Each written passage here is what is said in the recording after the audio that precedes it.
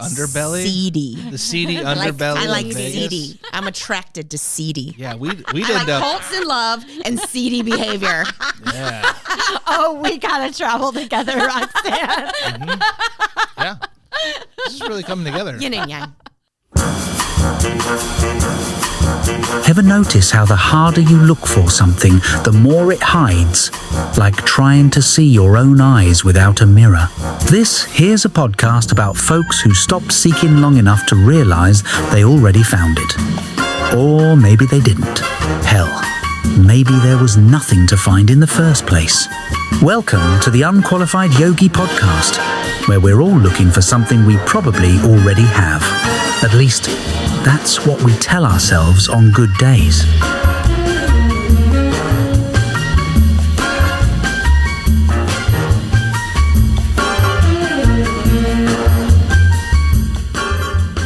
It's episode 3.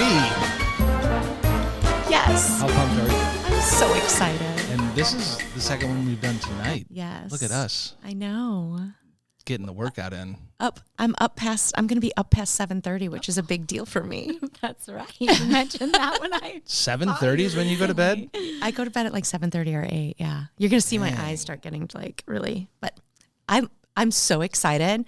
Today we have SiriAtmakaur here. Hello. Do you go by SiriAtma still? Yes. Okay, yeah. Great. Yeah. I'm also embracing my government name a little bit more, Okay. which is Karen. Karen. Mm-hmm. Oh. Yeah. It takes some That work was- to embrace that- that one. How did you feel when that came about? And you were like, damn it. I didn't even know. So the last time I had looked my name up on Urban Dictionary was probably like 2009.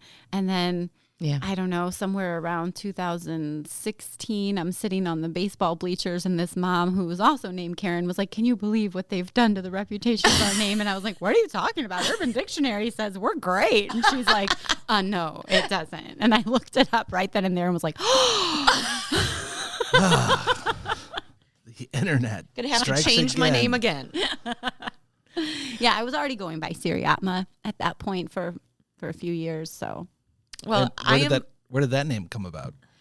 there you go. my Kundalini teacher. Okay. So I did all of my Kundalini certifications at an ashram in Kansas City, which is directed by a lovely married couple. And the male, Kartapurik, he knew that I wanted a spiritual destiny name, but that I didn't want to just write in online and have someone assign me one. You know, I specifically said I want it to be someone who has heard my voice and, you know, has like experienced the essence of me. So yeah, by the end of that weekend, he asked me permission, you know, would you like me to meditate on it? And he's like, well, I already know what it is. Do you want me to tell you? And I'm like, yeah. And then he told me, and I just thought it was so beautiful. I remember I dropped into Guru Pranam, which is basically child's pose with your arms forward, a pose from Kundalini practice. And, you know, was crying on the ashram floor and just feeling really grateful. And then he proceeded to tell me the meaning and then just more tears. What is the meaning? So Siri is high or highest or great or pure. Okay. And then Atma is like a female version of Atman, which is soul or self or essence. So Oh, that's beautiful. thank you. I thought so too. Yeah. And every spiritual destiny name is reminding you that you already have that within you. And so it's calling all of that to the forefront. Like when someone addresses you by that name, you show up in a way that answers to, you know, the call. You've just been called your spiritual destiny names. Roxanne, you've never given me a name. What's up with that? Right. I think you need to up your game here. I've given you names, just not to your face. Oh, what were some of them? Right. The reclusive, short, bald man. I see a head of hair Yeah, here. No, in the last podcast when I was meeting Jenna, she was like, I for some reason thought you were like a short, reclusive person. I was like, all right, that's a new one. Just from listening to a previous episode. No, she hadn't listened to anything. It was just evidently the way that I described him, which I did not describe him that way, but just like a mental image she had in her head. So I, as you've already kind of talked about, I am really, really interested in hearing about your Kundalini journey and your journey in general with yoga. I met you. I mean, it was when I had practicing yoga. Yeah. Yeah. Mm-hmm. That was when we met. Mm-hmm. And I remember, I immediately was attracted to you because you just are that spirit that people are attracted to. That was a mutual feeling. We had a very instant kismet, like, hi, I love you. Who are you? Let's run off together. Yes. But I went to one of your Kundalini classes, and I remember, and I might tear up talking about it because it was so powerful for me. I had done Kundalini in the past, but not regularly. And every time I've gone, the feeling afterwards has been, you do all the breath work and all this stuff. Oh, yes. You're high. You're high. Life force energy. Yeah. And then sore is all get out the next day. But yes, this class that I went to, you had everyone sit and look into each other's eyes. I love that, Kriya. And I got paired up with you because everybody paired up and then it was just you and I. And so I got to do it with you. And it was an experience that I will never forget. That I have never had anything like that. Have you ever done anything like that where you just sit speechless and just stare into somebody's eyes? Not when someone told me to do that. I find myself stumbling into those situations sometimes. Yeah. It's Well, it's just like I think it's never been assigned to me, you see yourself. Yes. And I think because I just love you so much that for me to look into your eyes and see me, it was just such a magical experience that I know that you've touched so many people like that. So I would like to hear about that, but also where you started with yoga and how you came to Kundalini and all of that business. Okay. So, how were you first introduced to yoga? Did you start with Kundalini or did you start with something else? No. So, I was a single mom and my kids were very young, 2 and 3. And I was in this book club where, you order so many books each month or whatever. And one of the books I had ordered was Baron Baptiste, Journey into Power. Mm-hmm. And so I started doing yoga in the backyard in this little patch of sunshine between the houses. From a book? From a book, yeah. And sometimes Evan would come out and join me. So he was 2.5.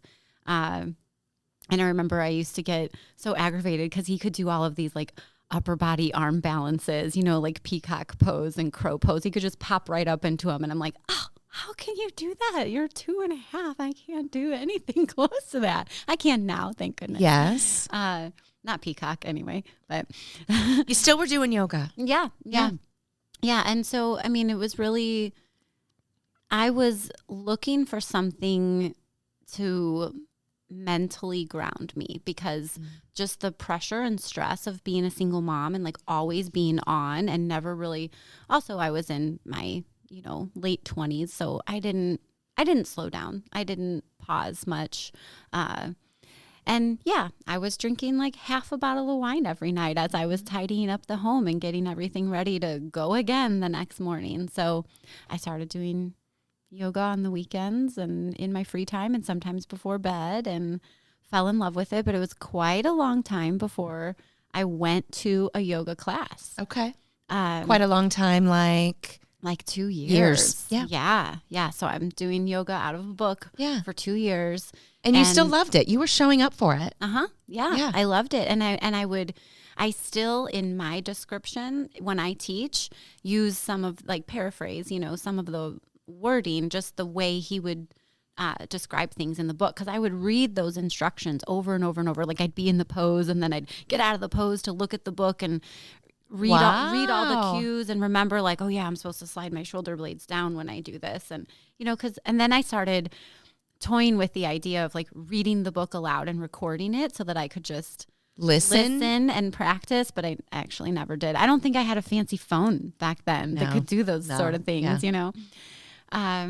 So yeah, about 2 years later, little over 2 years later, I went to a donation-oriented class at Schlafly Bottle Works of all places. Yes. And it was taught by Josh Wolf. And I had no idea that there were different styles of yoga.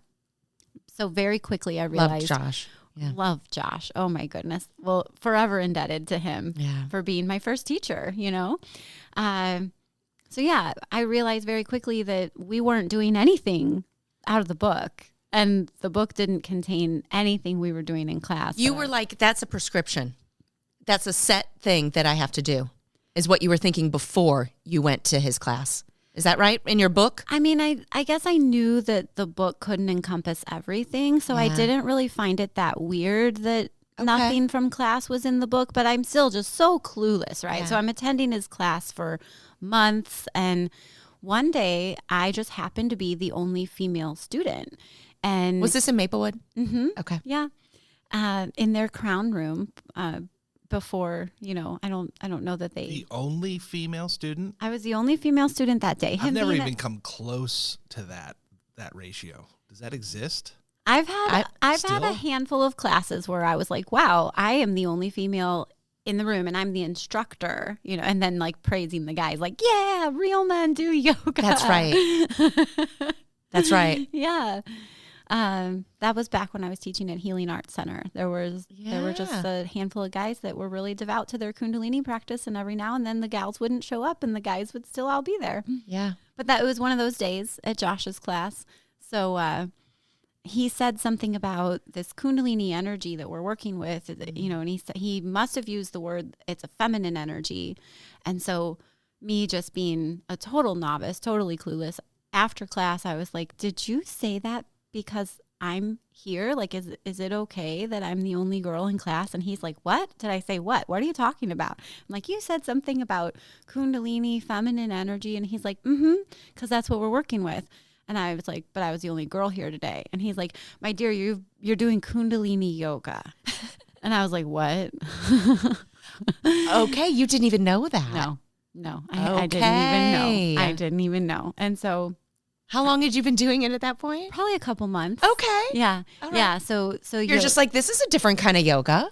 yeah, I like it. I was like, oh, you know, and still like just not really processing, but then went to the library, looked up Kundalini yoga online, stumbled upon 3ho.org, which used to be a whole lot cooler than it is now, I gotta say. And yeah, I fell in love. I felt like I had found what I was looking for. Yeah. You know, I had a teacher, Sod Ender, when he was here, Keith Mitchell, he used to be. Yes. But when he actually, when he was my teacher, initially he was Keith Mitchell, and then he found Kundalini as he was my teacher. Yes. So that's how I was introduced to it. And he would go to like the Summer Solstice things, and Oh, yes. he would share pictures with me, and he'd be like, these are your people, Roxanne. Like, you would love it. And it was something that if I didn't have little kids, and it's quite a commitment, which we'll get into eventually, but I was attracted to the people. Yeah. Because the people they looked Radiant. radiant. And alive. Yes. And youthful and jubilant. Yes. And yeah.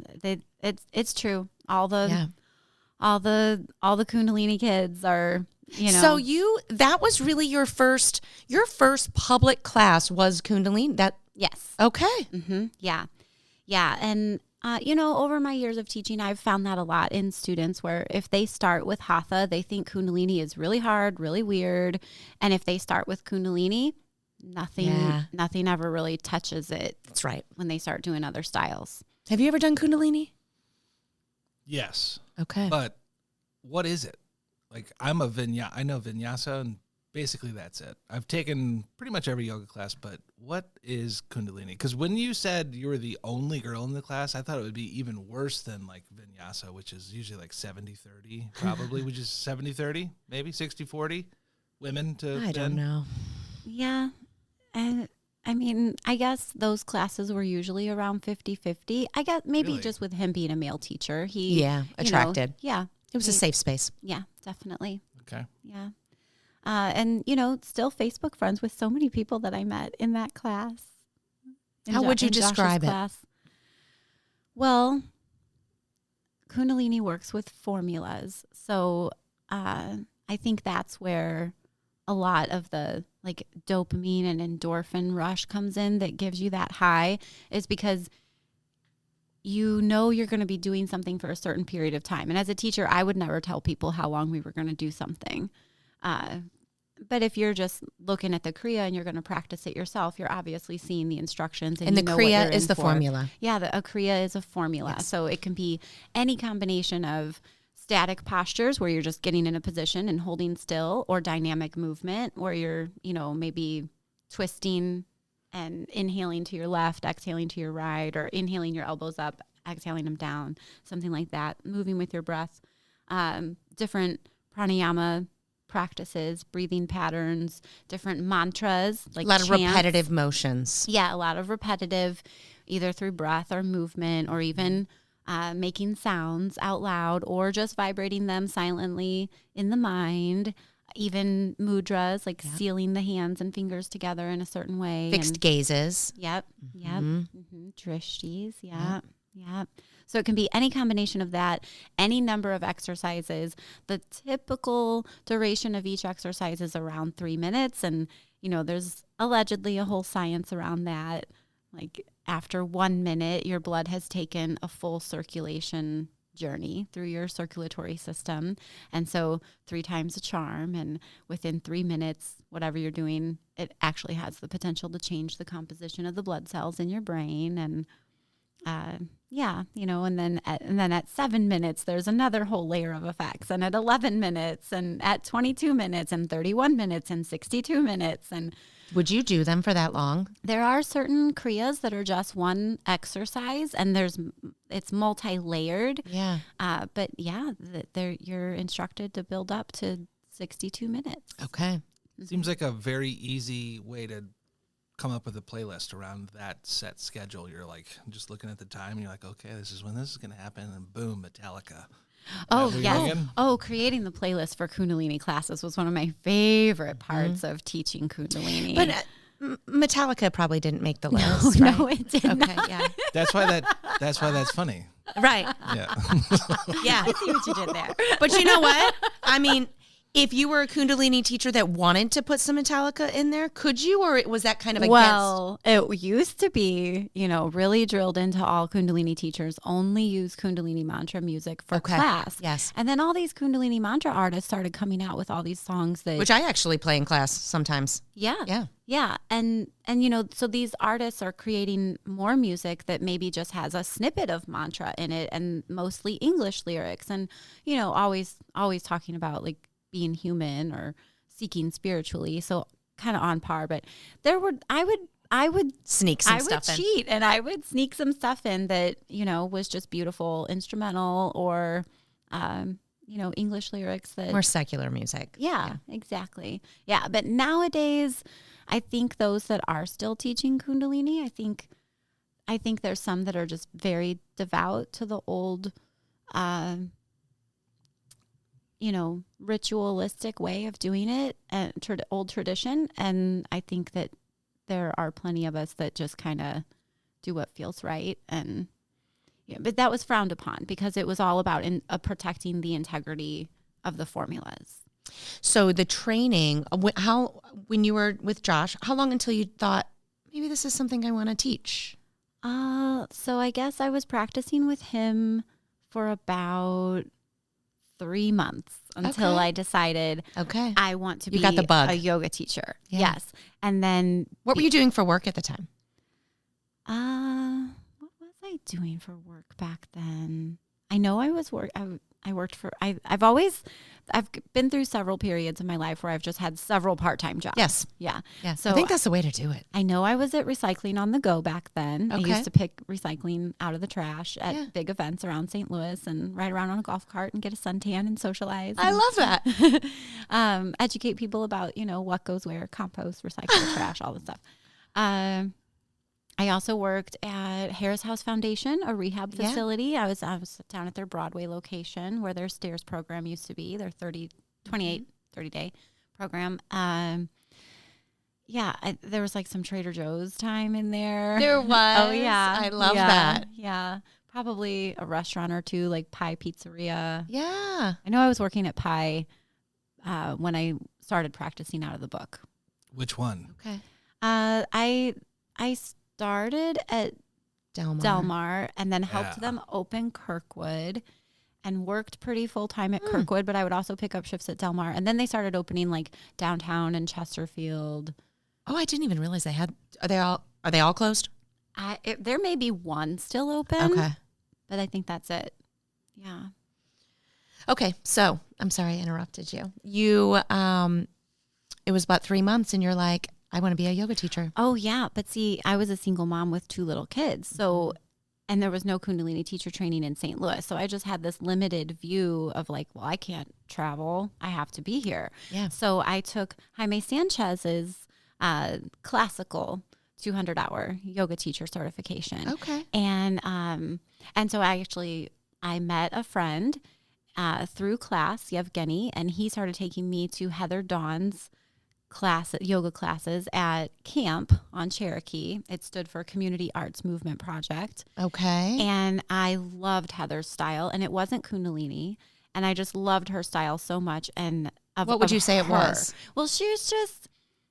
I just love her. Yeah. You know, she's just this. Whatever she's doing, you loved it.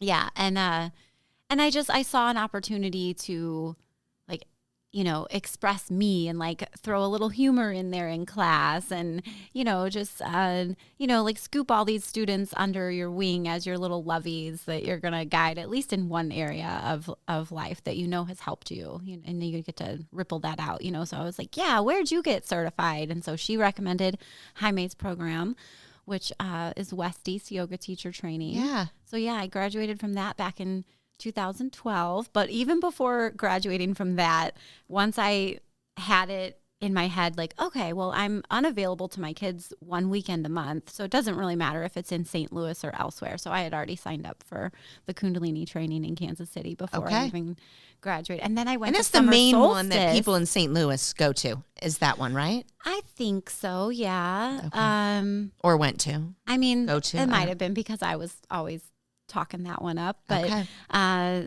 There's also programs where you can go to India or somewhere lovely, or even New Mexico for 30 days and come home a certified Kundalini level 1 teacher. Okay. So I know a lot of people that did that kind of. And you would just go training on weekends to Kansas City? Mm-hmm. So for mine, it was 1 weekend a month in St. Louis with Jaime's classical yoga training, and then 1 weekend a month in Kansas City with Sadinder. Did them and at the same Karthik. time? No, I guess there was. Okay. There was like maybe 9 months between when I graduated and when the next one started, but I signed up already before I had even graduated the first one. And then I went to Summer Solstice before I even started Kundalini teacher training. And I really had this feeling of like, I'm not worthy, like I'm not holy enough to go on these sacred grounds and be at Summer Solstice. I'm not even a certified Kundalini teacher. I've only been practicing Kundalini. And then you got there. Yeah. And well, actually, my friend who was helping me pack pulled up some videos of past solstices, and I saw the eclecticism, and was like, oh, everyone belongs. That's right. And I was like, okay, I do belong there. Yeah.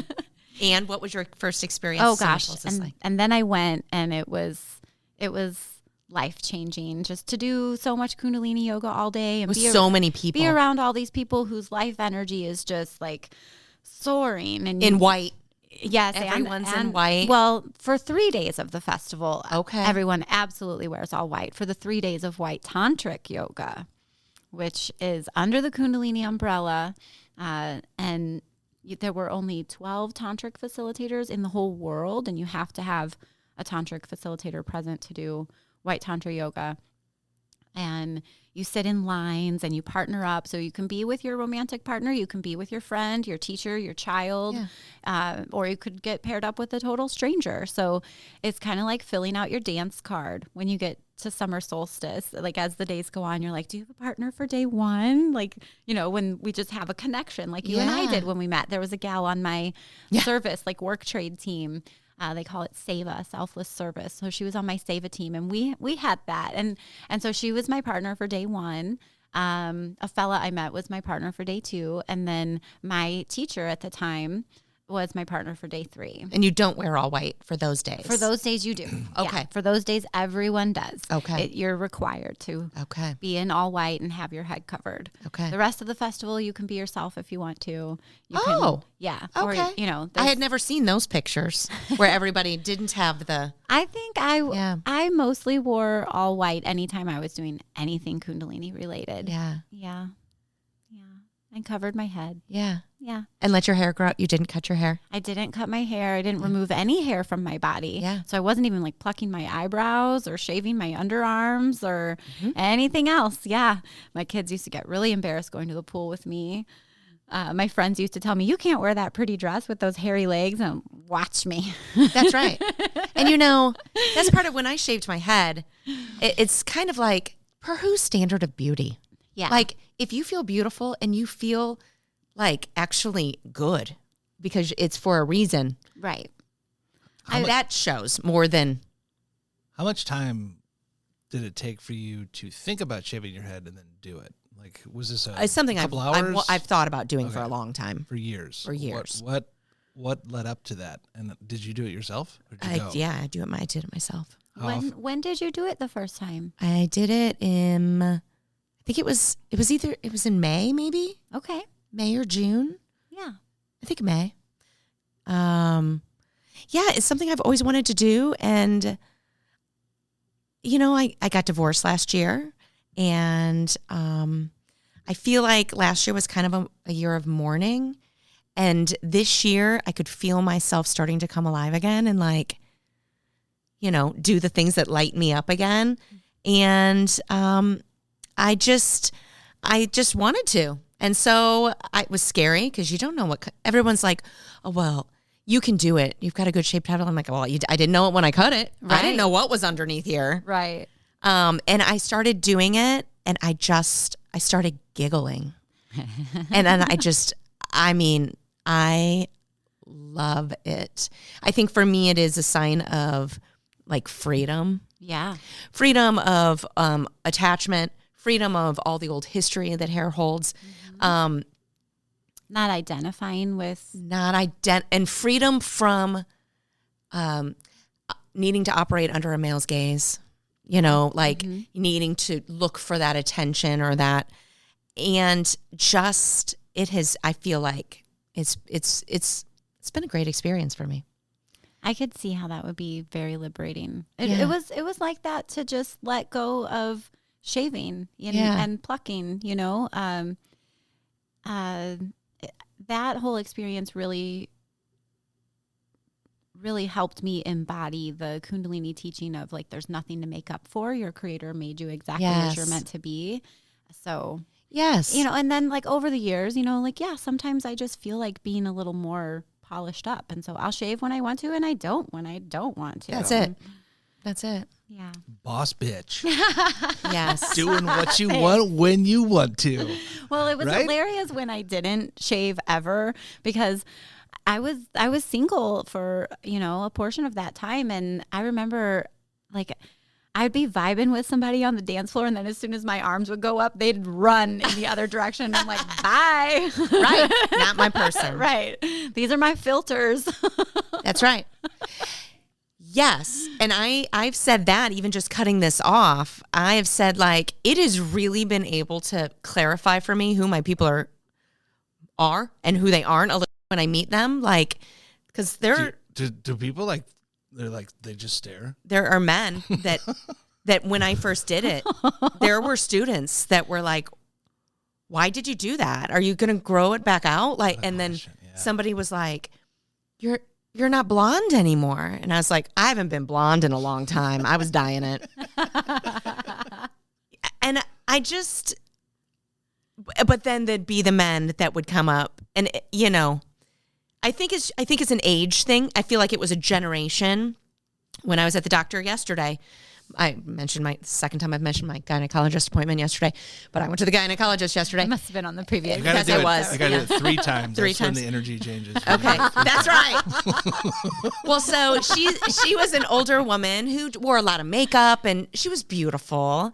But she asked me about my hair, and she's like, well, you can get away with it. A lot of people can't. And I said, I'm going to disagree with you. Like, I feel like anyone can do it. It's about what's on the inside coming out. It isn't about how we wear our hair or whatever. She's like, we come from different generations. She's older. She's like, we come from different generations. And I was really taught, you don't leave your house without a face on, without like having it put together and having the hair just perfect and the face. And I was like, I grew up, my mom was a hippie. She didn't wear makeup. Like, I've never grown up with that. But I do think that there was a generation.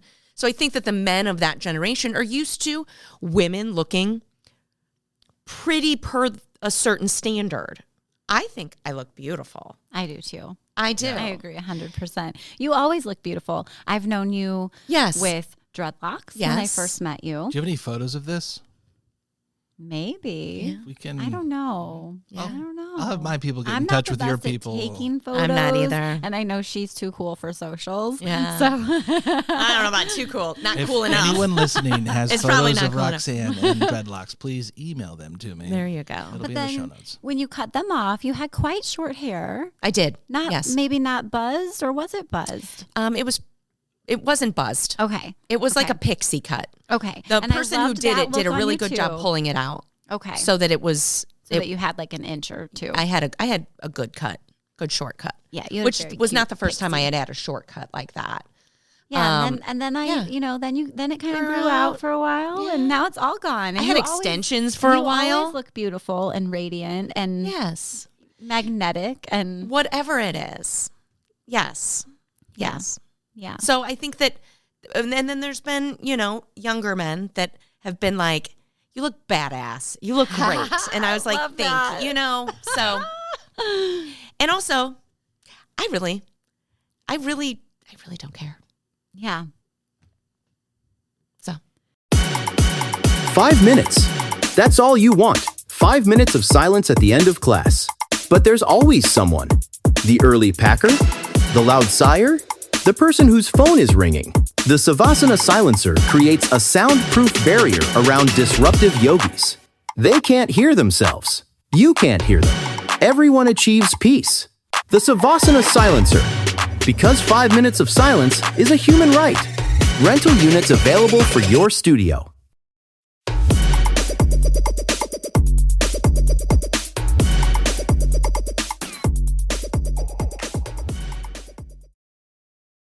That's been a fun mission for me to play with, of just being unfuckwithable. Like Yes. not letting. Put that on a business card. Well, it's becoming Unfuckwithable. Quite the, That's fun to say too. I don't think I've ever I said see that. a lot of people using that term now, Unfuckwithable. and one of my most recent coaches is who introduced it to me. Yeah. Yeah, Dig it. good for you. that was that was kind of the moment where I was like, oh, I will work with her. And she was like, something, but I'm still whatever because I'm unfuckwithable. And I was like, I need me some of that. Yes, I need me. we a can whole all lot more use of that. Yeah. Yeah. So where were we in the Kundalini story? Well, I went Summer to, I went to Solstice. solstice. Yeah. Okay. So the practice that you and I experienced together, where we gazed into each other's eyes, probably I'm going to say for 90 seconds, because that kriya is 3 minutes long, and the first half you're looking into your partner's eyes, and then the second half you close your eyes and you look within. And that is one of the instructions when you first pair up and gaze into each other's eyes is, the eyes are the window to the soul, and you're going to be looking into this person's soul, and you're also allowing yourself to be seen as soul. And you know what can happen in 90 seconds. I cried. I was Really? crying. Oh, yeah. Yeah. Most people do, especially their first time. Yeah.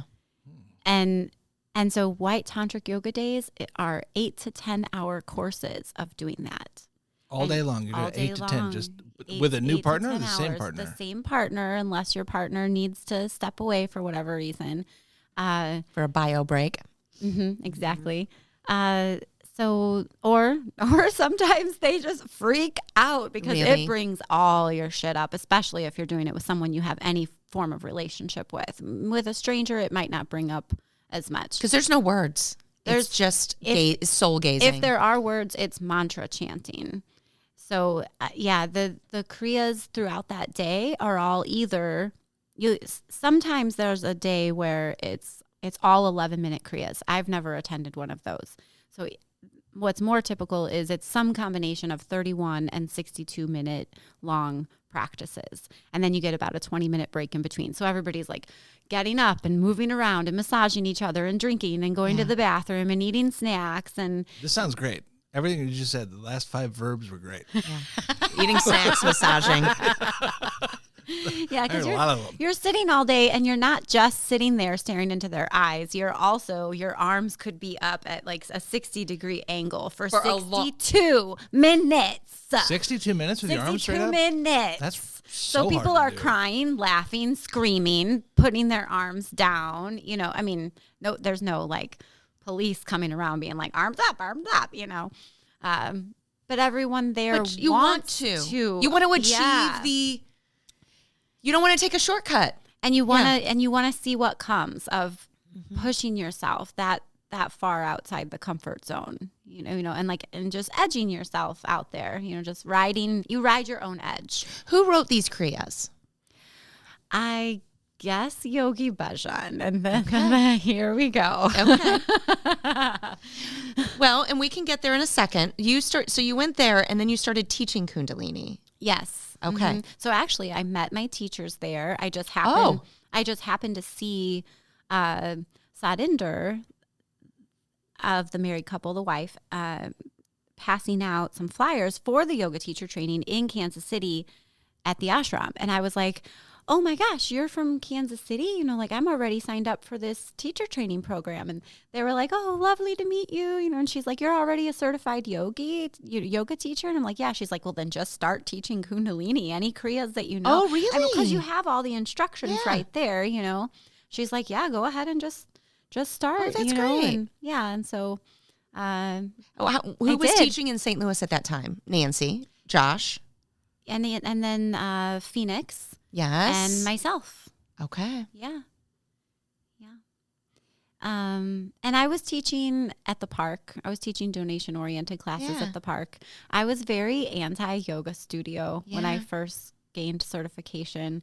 I would go, you know, And for what reason? I felt like yoga studios were just going to be another experience for me, which I can look back now and see that a lot of times I was rejecting out of fear of being rejected, but it felt like another, like the school mom group or it just felt like another Click. uh-huh. A bunch of Karens.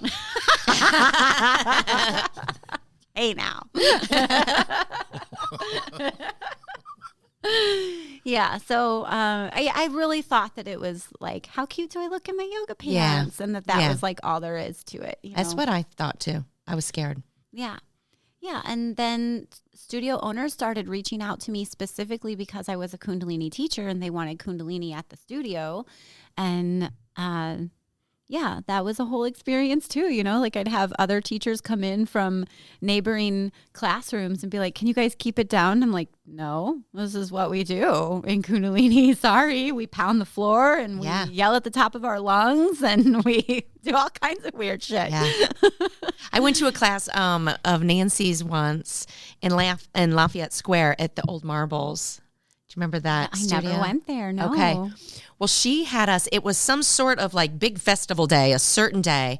And we ended up marching around the room chanting. And I was engaged at the time, and I had brought this guy who was like, he was a triathlete. He would do like Ironman stuff, you know, like he was just. So he was tough. He was tough. And this was so out of his comfort zone, and he did it. And afterwards he was like, how do you know that what they were having us say isn't like harmful for us? And I was like, well, I mean, we don't, but I don't think it is. Well, and the mind is so powerful. Yeah. Of assigning meaning, that's why placebos work. And yeah. Interesting. Okay. So you started teaching around. Yeah. And so you taught Kundalini you taught strictly Kundalini, or did you every now do a and little? then I'd be like, hey, there's a Hatha yoga on my class or a Hatha class on my schedule again, you guys, like who wants to practice with me but doesn't like Kundalini? And you liked doing that every once in a while too? Yeah, I could never. I think you subbed for me a couple times at PY, like a regular Hatha class. Yeah. And I always felt like I couldn't ever choose between the two. Like I couldn't be an either or.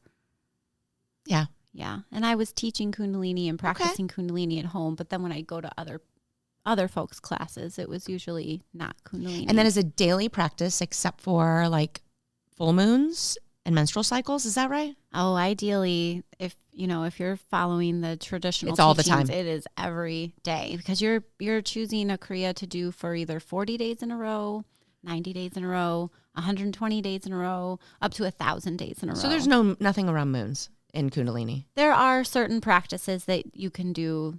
Like there's a healing ring of tantric energy that's only to be done on or around the full moon. Okay. Yeah. And you can practice on your cycle when you're menstruating. Yep. Okay. Yeah. Yeah. And chant on your cycle. I was taught in my original YTT, like maybe don't chant when you're on your cycle because your vibration's so off. And I was like, talking to the wrong girl, telling me that makes me less than to be bleeding. Yep. Yep. She's unshut-upable. The red tent. Right. Yeah. Yep. Yeah.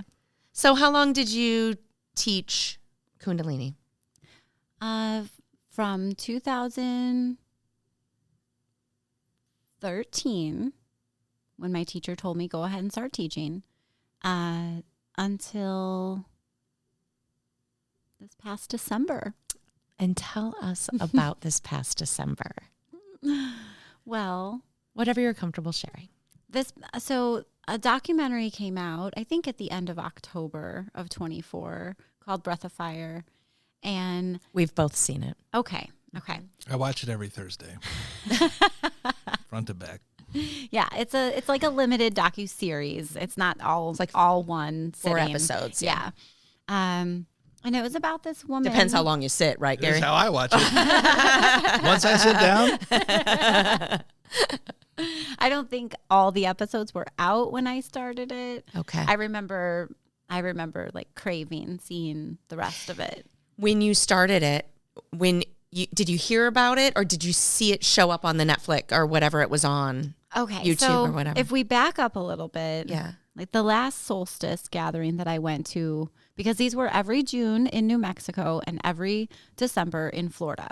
And, as Kundalini yogis, we were taught that if you make it to solstice every 6 months, whatever happens in between in those 6 months, like you're going to get all reset at the next solstice and you're going to get so charged up that you can hold yourself and carry yourself through whatever happens because 6 months later, it was like you'll be recalibration. Back. Yeah. Mm-hmm. Yeah. So I devoutly went to every solstice. There was a little time I took off because of having a pregnancy and a very young child.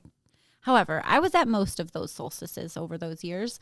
And the last time I went was 2019's winter solstice. Okay. So then in 2020. COVID. Mm-hmm, right before COVID hit, I caught wind of a book that had been released called White Bird in a Golden Cage. And it was one woman's story, personal story about her relation with Yogi Bhajan, who is said to have brought Kundalini yoga from the West and started from the East and started teaching it openly in the West. So introduced all of us Americans to these teachings. And who was his teacher? Did he reference that or did? So he does reference that. And that's a big qualm with Kundalini yoga as taught by Yogi Bhajan, is that you cannot follow the lineage back. Yeah. Mm-hmm.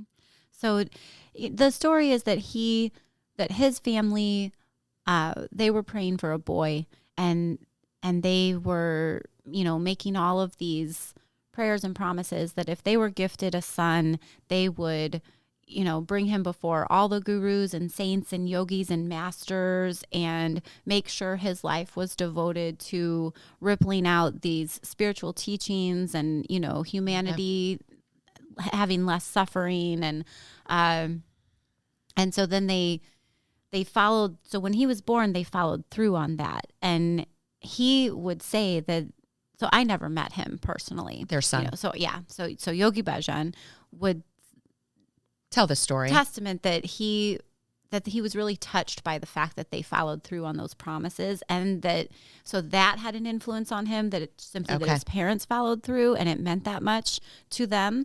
And then Yogi Bhajan was the son. Yes. Okay. And so and he says that these people that they exposed him to and their teachings, that had a very strong influence on him at a young age. So he was allegedly a Hatha yoga master at like age 12 and Kundalini yoga master at age 16. It was, he like begged his teacher to share one kriya with him, and was told to sit in a tree and not get down until the teacher came back, and the teacher didn't come back for days. And so Yogi Bhajan's like learning how to like defecate from the tree and sleep in the tree. Okay. And yeah, so that's the story. These are the stories. Mm-hmm. And then came to America or Canada. I've heard both. I've heard that he went to Canada first, LA first, but for like a conference, and that the professor that had arranged his visit and to be a guest speaker or whatnot, he passed away while Yogi Bhajan was like in flight, and then shows up and has like $70 in his pocket and is in sandals because he came from India, and now he's in Toronto or something. And, that he just kind of had to figure it out.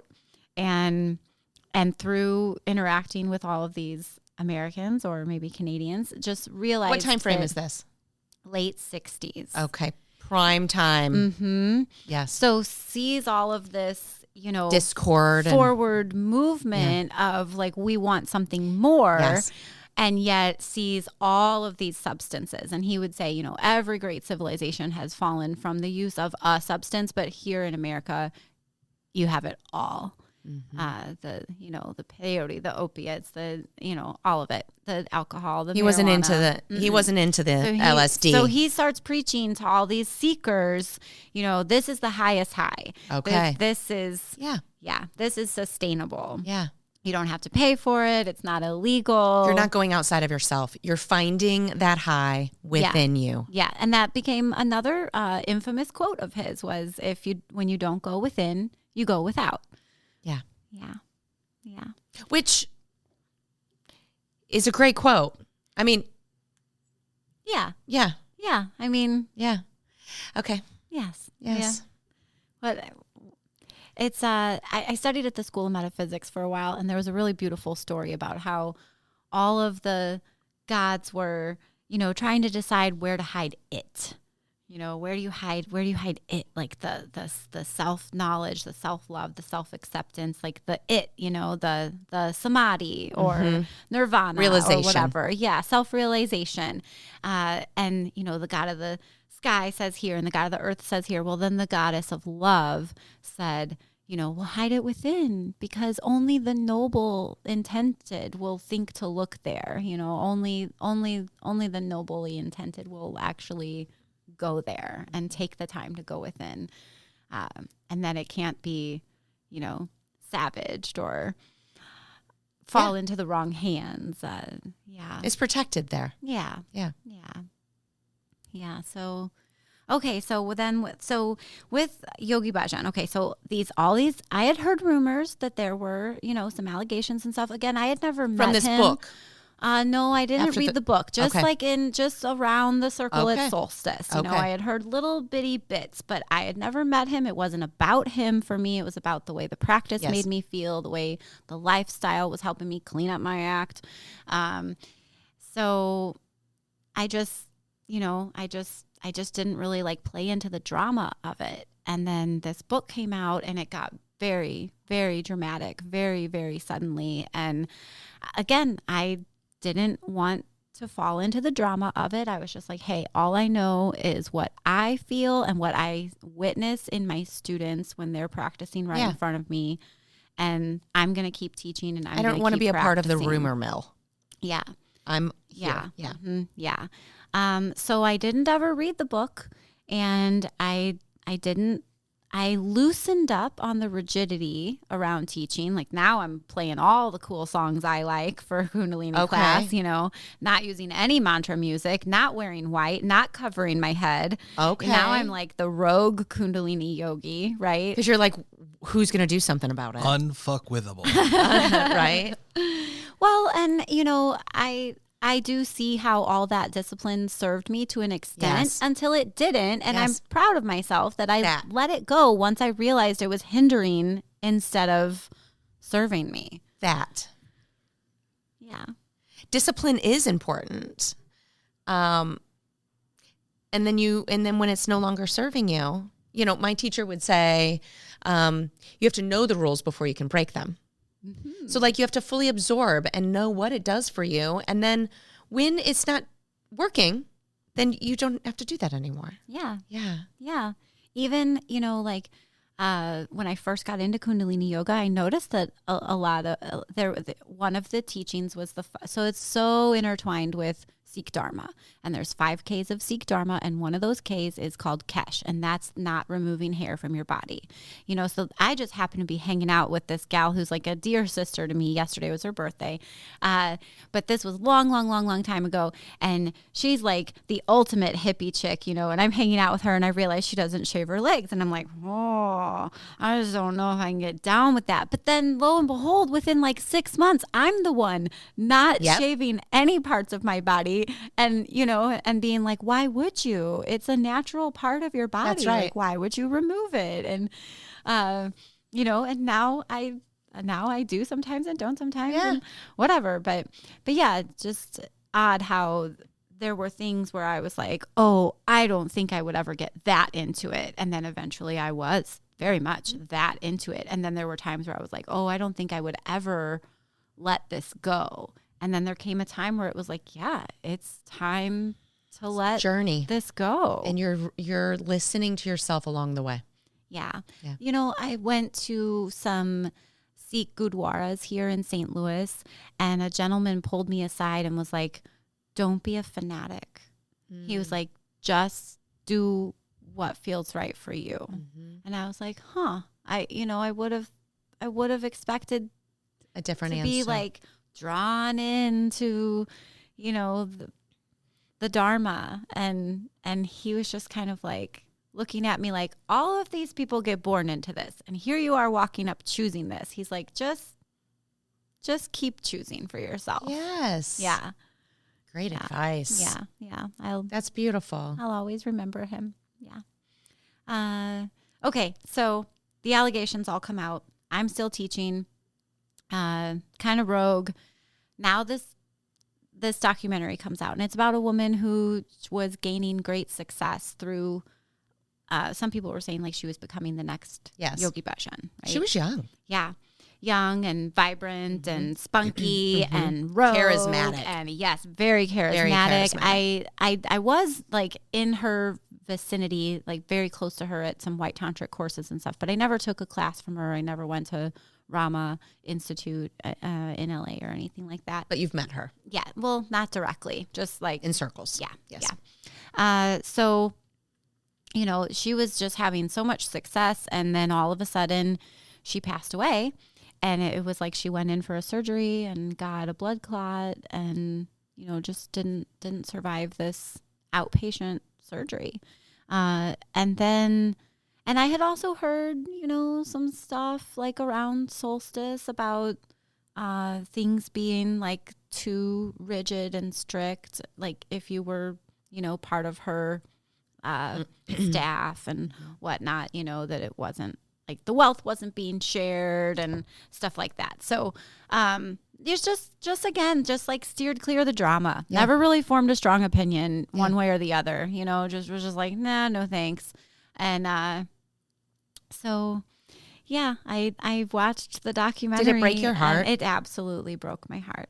It absolutely broke my heart. Unfortunately, I do know on a personal level the mother of the girl that told her story about her 18th birthday. Oh. Yeah. And I've met the daughter, you know, but I have like a closer acquaintance relationship with the mother. And yeah, and just the whole thing broke my heart. The whole thing about like all of it being made up. You know, it's like, well, you can't deny how you feel after doing these things. And wasn't every style of yoga like designed or made up or channeled by some human being, right? You know, so but in the end, how do you sit with that? Like, what's the word I'm looking for? Come to terms with, like, you have this new knowledge. Did you take it as knowledge? Yeah. It's fact. I didn't. You didn't question. No. You didn't go into a denial and like. I know that's what documentaries are aimed to do, is to, you know, steer your viewpoint in one direction. And yet, like I said, I knew those women. I had stood next to those women. I had like directly looked into those women's eyes and spoken with them. And yeah. And so what effect did that documentary have on this entire Kundalini community? Because did you say you taught up until right around that time? Did that have anything to do with you not teaching? Yeah, absolutely. I mean, the one place where I was teaching Kundalini, they were like, we don't want Kundalini by Yogi Bhajan on the schedule here. And I was like, okay, you know, do you still want me? Like, that's the only reason you originally wanted me. And they're like, of course we still want you, you know? So I started teaching slow flow there, and it didn't pan out. Just the time of the class and day of the week and stuff just didn't pan out. But that felt beautiful, you know, to know that I was not only valued for having a niche, you know. Of course. You're of So course. did they cancel the class just based on the documentary, or did attendance just drop? Attendance never really built up. We opened in the middle of the winter, and my class time was late on a Monday night. It was the only thing I could squeeze into my schedule. But she's, you know, the studio owner had mentioned that there was a lot of people specifically asking for Kundalini, and I had a lot of people asking, and I was only teaching out in Wildwood. So I thought, yeah, you know. There wasn't a ton of it in St. Louis. There hasn't been a ton of it since the allegations and the book, and then COVID all hit at the same time. So there was actually a St. Louis yoga teacher training taking place. Okay. And that was halted when the allegations came out. Okay. And then COVID shut everything down. Yeah. Yeah. Yeah. So it was heartbreaking, and it made me feel like I got duped. I got like sucked into, you know, I drank the Kool-Aid. I was following cult culture.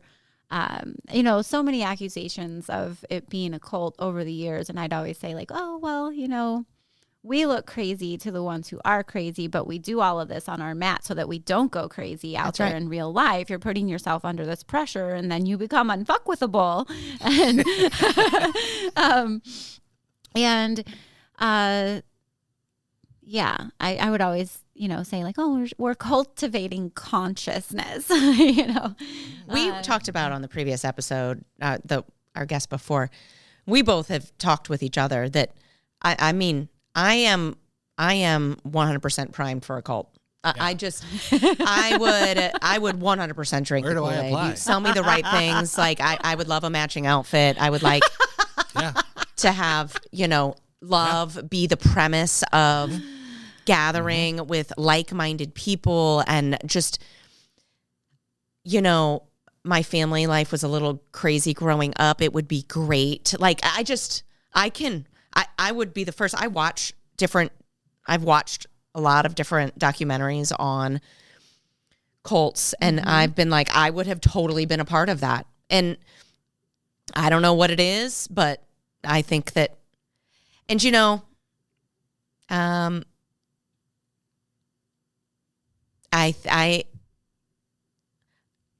been a part of different groups that people have considered cult-like groups. Yeah, I've been a part of several groups that get Yes. accused of being a cult, not Yes. just Kundalini yoga. Right. Friends of Bill's that people have said that's a cult. And I just would say like, well, if it's a cult, it's a cult because it works. Yeah. Like, so if you're in it, did this solstice thing still go on? It took a minute, and then they did resume. I haven't attended. I have no interest in attending. Okay, but they still go on. Yeah. Okay. I don't know if they're of the same caliber as far as like how many people or what all is, going on there.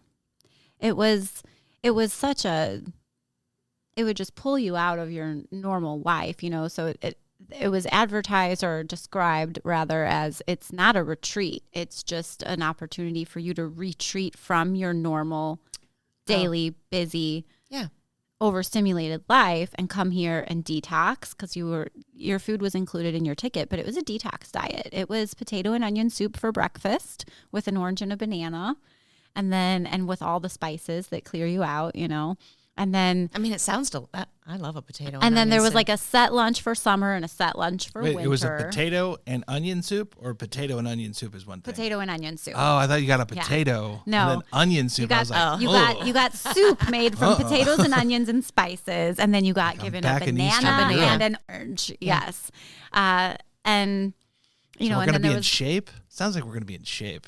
I can't get any junk food. you're gonna be cleared out. Yeah, this sounds great. This sounds like a team sport, but without a lot of competition. Just They like, need our sponsor, the pants. that's what a cult is. It's like you're on a team, a competitive team sport. You're all wearing the same thing: jerseys, uniforms. You're always around each other. Everyone's Sports kind of is got a a little role. culty. It is. It is. You get a different language that you speak. Yeah, That someone barking orders at you, like run faster, and you listen. listen, yeah, you do. meditate harder. It's the same thing, but less prone to injury. It's yes. And you know what? Like when you were talking about that, how you'd be prime for, joining a cult, and you're like, I don't know what it is. I was like, yeah, what is it?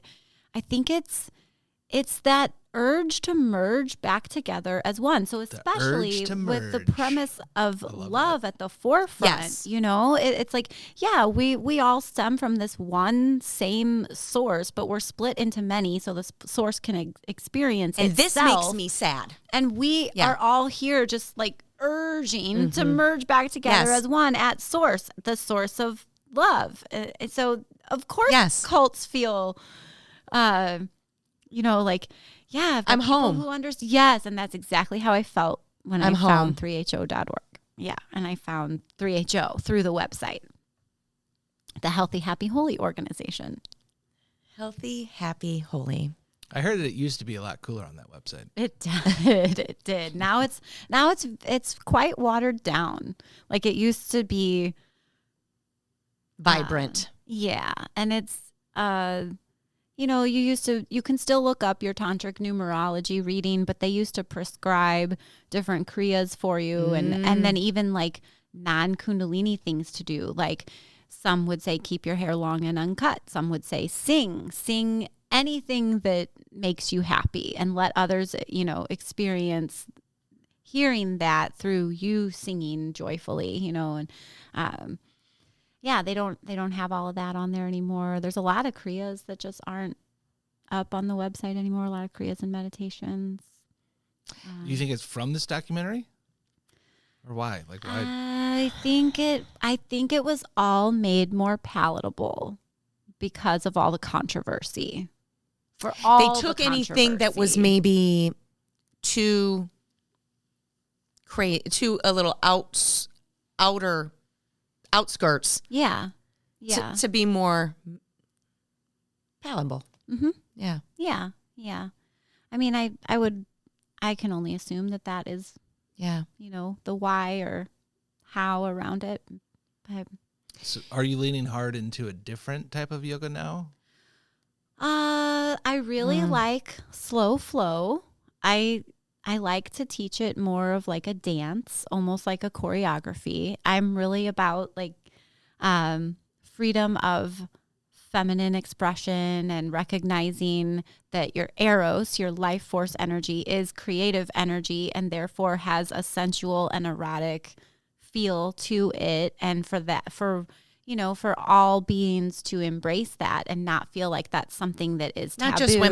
Not just women, No. all beings. Yes. Yeah. I mean, a lot of men come to my class and I don't change how we're moving just we because all there's have men in the feminine class. men have feminine energy as well. Absolutely. Yes. Absolutely. So yeah, I just I really like, so that I'll work in the repetitive movement and then we'll flow into something else that's like a little series of repetitive movement. But then at the end of class, we'll flow through it all just one time. So it's almost like you're learning a choreography. Yeah.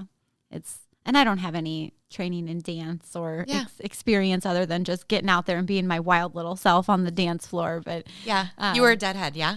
No, actually, you weren't. I was met your So my former partner of over 10 years, he was a big deadhead, and through our relationship, I finally developed quite an appreciation for the Grateful Dead. I love the Grateful especially Dead. going to the sphere. But I wouldn't call myself that because true deadheads can tell you like, oh, that song, that's from the concert 19 blah blah blah blah blah at this field, and I am not at that level. I know a lot of the song. I like it a lot, but I can't. I would not call myself a deadhead. That sounds like the same people that are into Fish. Like, I like Fish.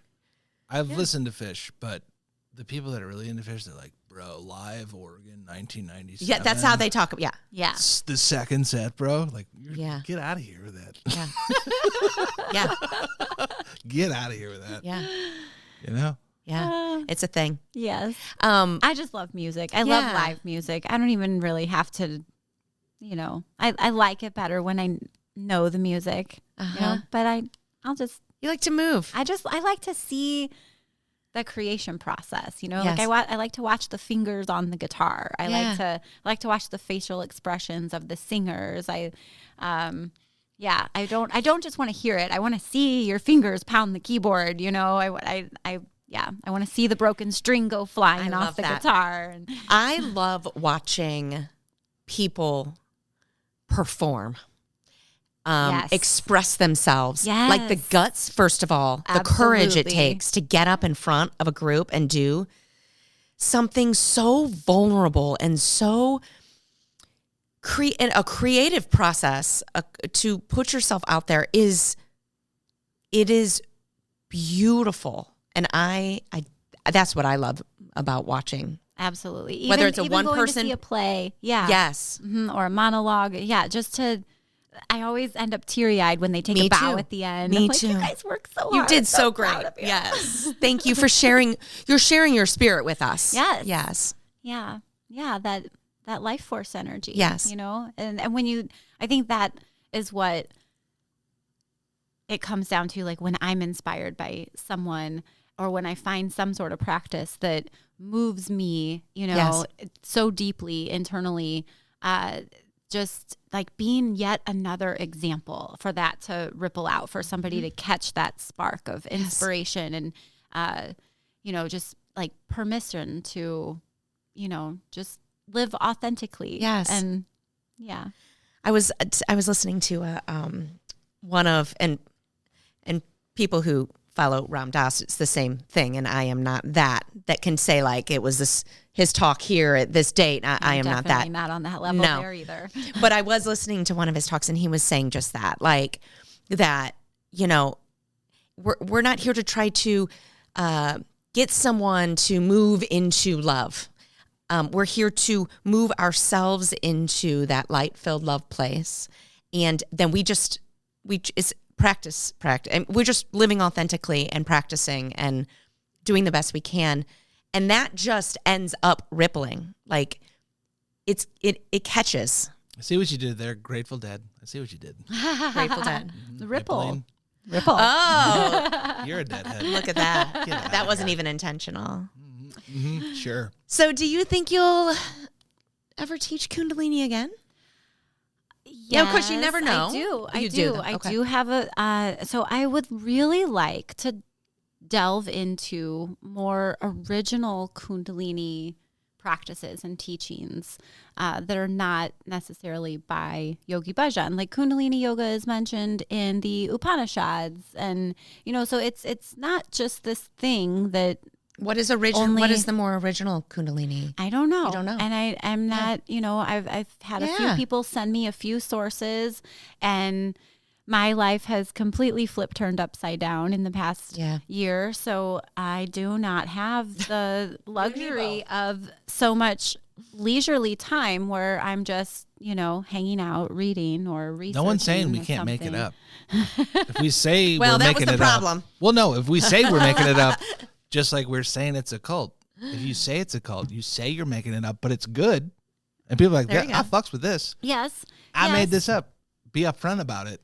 Yeah. You're going to go far in life. And I have had, several friends and mentors tell me, like, can't it just be SiriAtma yoga at this point? Like with all the experiences. Got my vote. And, and that sounds cool too, to weave it all together, like dance and, sensual expression and, I don't know, I guess maybe some Kundalini. Yeah. I don't know. Because the eye gazing, that's, that was always very potent for folks. Mm-hmm. And the breath work. I feel like a lot of breath work is missing. And even just, I would like to do a training on breath work so that I can feel more comfortable. I know the basic, alternate nostril, blah, blah, blah, blah. But like to have more, it's something that's missing, I think, in a lot of yoga classes. Yeah, and I've gone to just strictly breath work facilitated, where you're not moving or doing any yoga or anything other than focusing on this pranayama is yoga breathing pattern. Yeah. And those, it's that same, if not more, elated, buzzy. I would call it the prana buzz when people would get it from Kundalini practice, but I get that. You're woke up. Oh yes. Oh, yes. You are so alive. Your life force is so turned on and just buzzing with. That's what I remember from it. Yeah. Yeah. You could teach in our new studio. You want to tell her about the studio we're going to open? No, she said no. We were spitballing in the previous episode. He was like, okay, so if money wasn't an issue, what kind of a studio are we going to have? And we ended up saying we were going to have a traveling yoga studio that was a large, tent with a put-together hardwood floor that would put together. That could also be soft, on demand. Not soft. Well, like cork? Okay. User experience. You choose your journey with a button. And then it'd be like a sensory thing. Like he likes laser stuff around. Was it laser? I don't know. It's not laser. I can't describe. You asked me to describe. No, fuck yeah. We're going with lasers. But that wasn't at all. I don't know. No, it's lasers for but sure. It was, I imagined, I said, could we put a forest on the walls? Like nothing moving, but just like to look like we're in the middle of the forest doing yoga. And he's like, we could do that. And I'm like, okay, we could do that.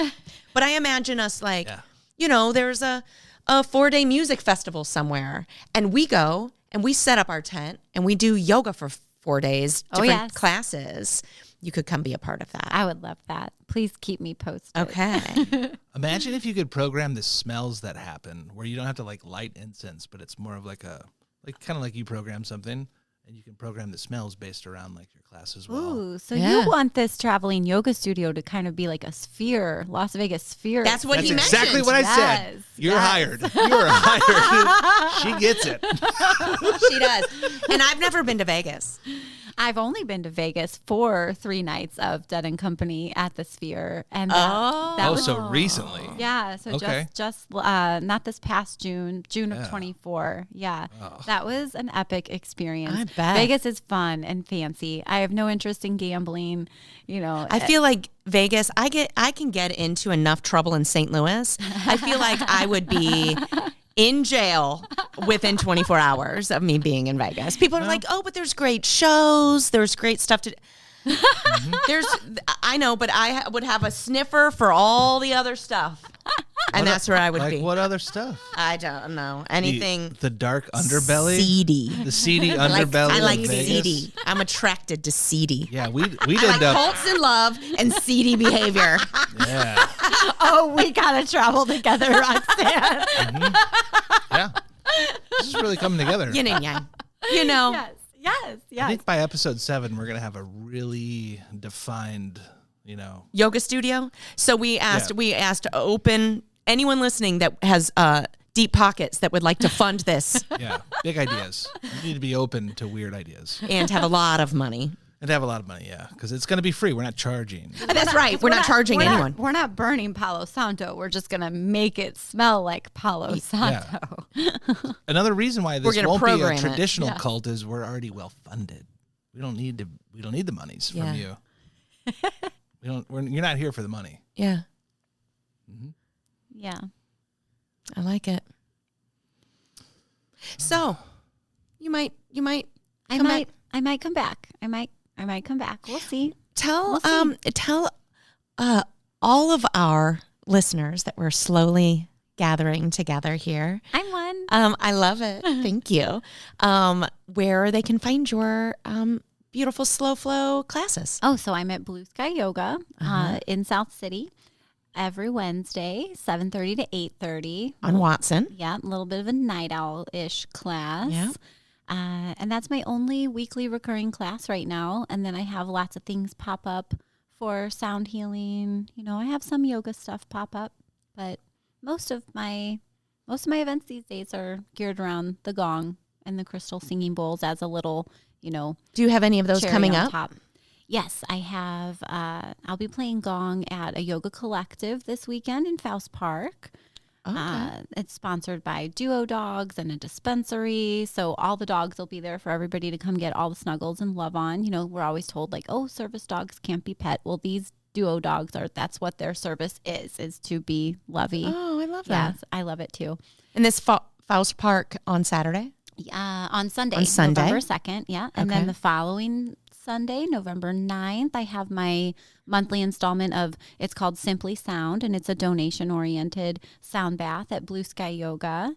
Okay. Every Sunday? Or Once a month. is it the Once a month. second Sunday? Or is it No, different? Okay. it changes up. Okay. Yeah. And then the Sunday after Thanksgiving, I'll be collaborating with my dear friend Priscilla Lang again. So she's an acupuncturist, and I create the soundscape, and she puts acupuncture needles in everyone in attendance. So everyone gets them in their ears, and then depending on how many people we have, sometimes she has time to do a pulse diagnosis and see where else you could benefit from a few needles. Is that at Blue Sky also? It is. Wait, what is a Yes. pulse diagnosis? She literally, from your pulse, can detect certain things with certain organs and systems and rhythms heard of within it. your body. And She grabs my wrists. gently. I mean, grabs. Get over here. She gently grabs my wrist, and then she She takes your pulse. is she doing the takes your pulse, yes. deep eye thing? No. Okay. No. No, 'cause so Just getting no your eye pulse. contact. Just She's- getting your Yeah. pulse. Her eyes closed. Your eyes are probably closed. They don't Yeah. have to be. Okay. But her eyes are definitely open while she's administering the needle. Oh, there's a needle. Wait, there's a needle. Acupuncture close. Oh. No, I thought we're Gary. talking about a pulse detection. No, this is all the same. Acupuncture. Acupuncture, sound all the- healing, and sometimes a pulse diagnosis to determine Okay. where to administer your I know what acupuncture. acupuncture is. I just didn't know what the pulse diagnosis was. It's No needle involved in the pulse diagnosis. All right, so this soundscape that you're creating, is this all physical instruments that you're using? Yes. In Nice. fact, I get asked quite often, so you didn't have any other like sounds playing? Nope, it all came from this one big circle of metal.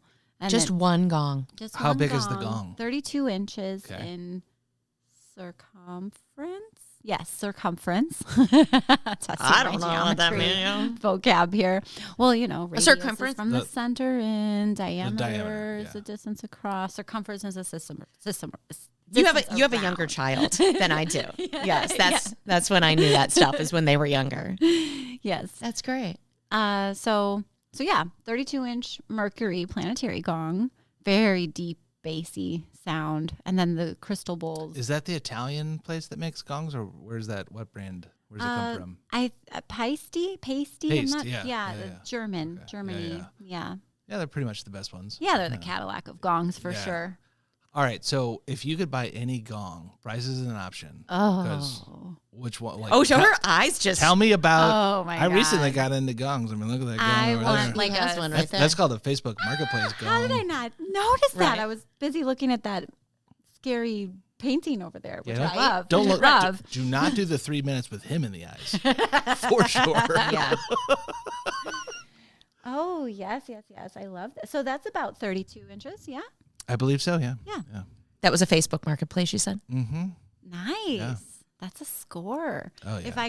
If money was no object and I could have any gong, I would love like a 6 foot or 8 foot Yeah. gong. Why are they so What? expensive? 6 foot gongs? Oh, They are- yes. I'm 5'4". They're Yeah. They're bigger than me? Uh-huh. what are they like? I mean, they're 6 figures, right? More than $100,000, right? Oh, yeah. Because, I mean, you go up just a couple of inches and the price like triples. What's up with that? I don't know. Because I want one of those big Can we ones. just start making gongs? We'll just start pumping out gongs too. Well, In the this open That's what a whoever's friend of going to do mine our said. whoever does our funding is also going to buy you this 8 foot gong. or make me one, Or make you one. whatever. Yeah. How do you Yes, transport that please. to places even? I don't know. Yeah. Yeah.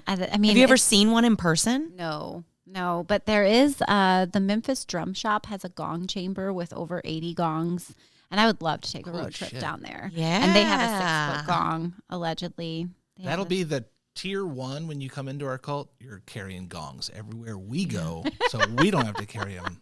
There you You're gonna go. work out. Oh, there you go. that's your practice. That's your practice. pre-op. That's right. Yeah. That's right. It'll Yeah, 12 it'll bring months. you Just make it'll sure bring you change enlightenment. Just shoulders that's every right. time. Yeah, keep it evened out. He introduced me to his little kidding. things on Tuesday. The Koshi chime. Yes. I had never heard of. I had heard them play when I go to a sound bath, but I had never heard the name of them. Like he said, I have Koshis and Koshi chimes. I was like, I don't know what that So is. it looks like you have all 4 elements over there. I do. Yeah. Nice. Yeah. Yeah. I only right now own earth and air. Okay. So I will acquire fire and water eventually. He likes to do sound stuff also. I'm Big time. picking up on that. Yeah. Maybe we should have a collaboration event. Let's do it. Okay. Yeah. I only do them on full moons though, or I have been. Really? Yeah. Okay. Well, I love that. I call them micro retreats. I love that. 90 minutes. But I make a soundscape, but I would say 90% of it is layered audio that I mix into a track that's 90 minutes. Okay. There's everything in there. Like one of the first times I did it, I downloaded like an entire NASA library of like us going to space and just like different communications. That's part of the Congress, the freecongress.gov or whatever that website is. It used to be a lot cooler. And I would download all of these like different sounds and like a lot of like Ram Dass or like Alan Watts and like layer that in, or like I think Steve Jobs has made an appearance. You never really know who's going to say something, but it's a lot of like elements, a lot of rivers. A lot of it was actually recorded. I used to go everywhere and record audio. So it's like one of them I had like a whole like tribes of Papua New Guinea, like deep jungle like sounds of them like chanting and stuff, and Oh, just yes. like layered it. One time I played the entire Pink Floyd like super low. You couldn't really hear it, but like you felt it. The Dark Side of the Moon was playing. I And then, love yeah, this. I would bring up the levels like at certain times. You'd be like, what? Yeah. I once played just a Very little bit of Creed at the cool. very end of one. It was great. Very cool. I've attended one where like whale sounds and Oh, yeah. sounds of outer space and water Yeah. sounds were also being played. Atmospheric, You know, yeah. and Yeah, and love very much enjoyed it. Yeah. Love Yeah. that. Well, yeah, I would love to attend one of your micro retreats. Mm-hmm. Yeah. Yeah. On a full moon. On a full moon, yeah. A Uniforms. great time to get into a We're meditative. gonna have to come up with state. uniforms. He really wants some uniforms, and I could be Yeah. down for it. As long as I don't have to buy them. I I'll mean, buy them. okay, They'll be provided for you. okay, great. You Or I just could need get to it at say yes. Goodwill. For our cult? That's what For we the have the cult. uniforms for. Yeah. Okay, Yeah. okay. Well- Well, you just pick a color, right? That's what all the cults do. And then you just wear all that color. So I think he wants a specific uniform. we would travel. So I'm big on this. You know, like I scrubs. should probably tell you just a little bit more before we wrap He up. keeps talking about the uniform. So I feel like we're going to be in a uniform several by the end of this season. Yeah, several years ago. So with my company, we'd travel the world, making educational documentaries on photographers or artists. Right? usually travel with like a team of like 6 or 7 people, like camera operators, assistants, directors, producers. We're moving like around, and it would be like, how fun would it be if everyone's dressed the same? So like, I would draw a lot of inspiration from like Wes Anderson. I would buy everyone from the shoes to the pants to the shirt to the jacket to the hat, the exact same thing. We would travel around. So one of them was like orange stocking caps, like Wes Anderson, Life Aquatic. We all had the exact same bright orange Crocs. Air 90s, Nike Air 90s, gray pants, a furry North Face that we got branded with my logo. These are different uniforms than I was imagining. Yeah. And we would travel through airports, all in the same. Everyone would come up to us and be like, who are you guys? We'd be like, we're the American ping pong team. We might as well have a flash mob. We're already all dressed the same. We would get invited into exclusive areas. Yes. Yeah. Stop, drop, and yoga. Yeah. Yes. You can do anything walking around with a team of people dressed the same. You get invited in places you never thought you'd be. It's well worth the investment. You are selling me on it. It's well worth the investment. I do like the way you think. Yeah.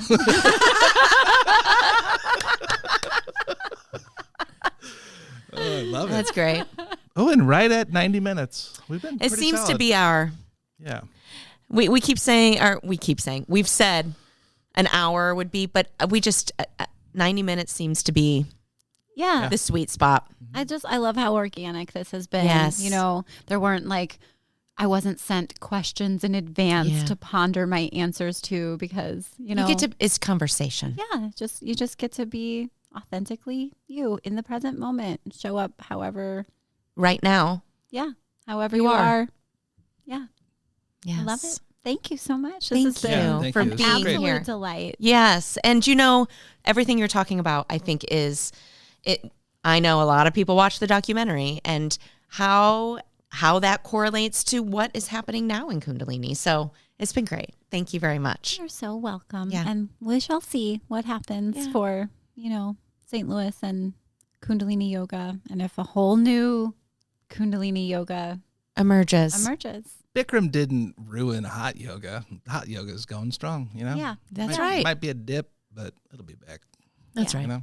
Yeah. Because you're going to bring it back in our mobile yoga studio. That's right. That we And program. on that note, thank you so much for joining us. It was great to meet you. Yeah. It was And great. thanks for listening. It's great to be here. Thank you. And that brings us to the end of today's conversation, or the beginning, depending on how you look at it. Confucius once said, I hear and I forget. I see and I remember. I do and I understand. Of course, we've done it 1,000 times and we're still confused, so maybe Confucius was wrong. Or maybe we're just slow learners. Thanks for listening to the Unqualified Yogi Podcast. For more of this nonsense, point your browser to theunqualifiedyogi.com. See you next time. Maybe.